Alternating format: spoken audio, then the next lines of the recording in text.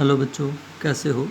9वीं कक्षा में हिंदी की चौथी कविता चली हुई है कैदी और कोकिला, और इसका छठा पैरा आ गया है, पार्ट नंबर 3 यानी वीडियो नंबर 3।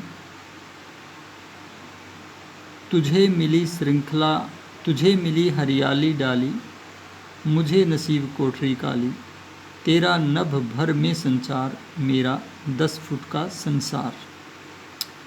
कवि कोयल से जो रात्रि में पेड़ पर बैठकर कूक रही है, उसके सामने कहता है कि तेरे और मेरे भाग्य में बहुत फ़र्क है।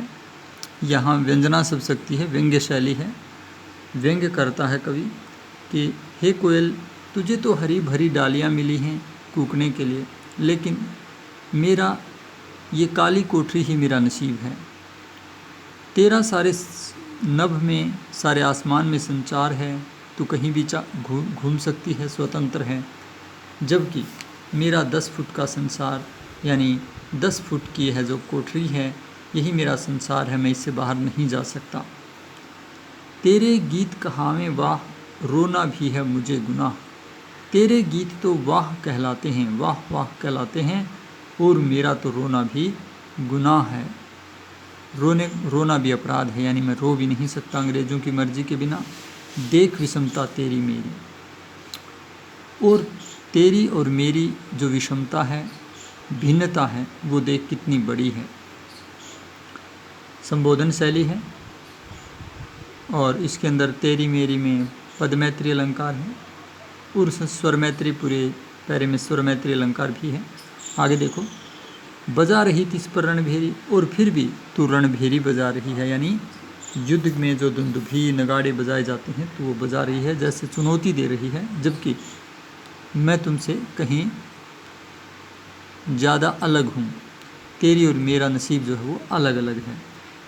कहता है इस हुंकरती पर, जो तुमने हुंकार लगाई है, इस हुंकरती पर अपनी कृति से और कहो क्या कर दूं।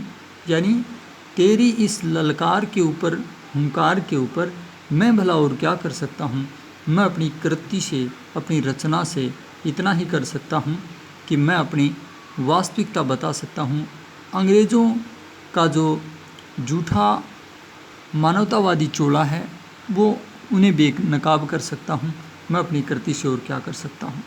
हे कोयल बताओ तो मोहन के व्रत पर। और आगे कहता है, मोहन महात्मा गांधी को कहा गया है, मोहनदास करमचंद गांधी को। मोहन के व्रत पर प्राणों का आसव किस में भर दूं। हे कोयल बोलो तो। आसव का मतलब होता है अर्क या आनंद। मैं मोहन के व्रत पर भला प्राणों का आनंद और किस में भरूं, किस में भर दूं।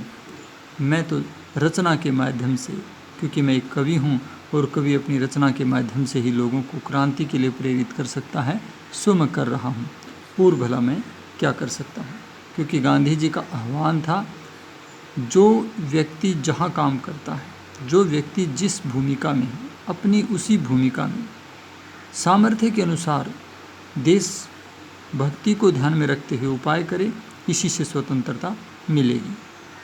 तो ये कहता है मैं अपने धर्म का निर्वाह कर रहा हूँ, रचना लिख रहा हूँ, लोगों को प्रेरित कर रहा हूँ स्वतंत्रता के लिए, देशभक्ति के लिए, क्रांति के लिए, और भला मैं क्या करूँ। हे कोयल, आखिर तुम क्या चाहती हो, बताती क्यों नहीं। मुझे क्या करना होगा देश के लिए, देशभक्ति के लिए, स्वतंत्रता प्राप्ति के लिए, और स्वतंत्रता हेतु आंदोलन छेड़ने के लिए, लोगों को प्रेरित करने के लिए, हे कोयल मुझे क्या करना होगा। तो इस पैरे का भाव ये है, कवि कोयल की और स्वयं की तुलना करता है और कहता है तुम स्वतंत्र हो, जबकि मैं परतंत्र हूँ। परतंत्र होने के बावजूद भी मैं अंग्रेज़ों के विरुद्ध अपनी कलम से लिखने को तैयार हूँ, लिख रहा हूँ। अब इसके अतिरिक्त भला मैं और क्या करूँ। आखिर तुम क्या कहना चाहती हो, किस चीज़ का आह्वान कर रही हो, मुझे क्या करना होगा। ठीक है।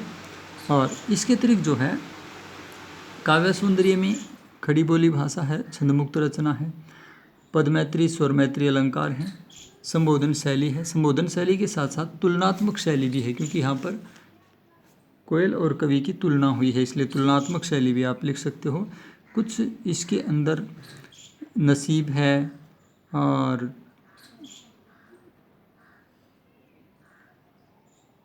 गुनाह है, ऐसे कुछ शब्द भी हैं जो उर्दू के हैं। तो उर्दू फारसी शब्दों का भी सुंदर मिश्रण है।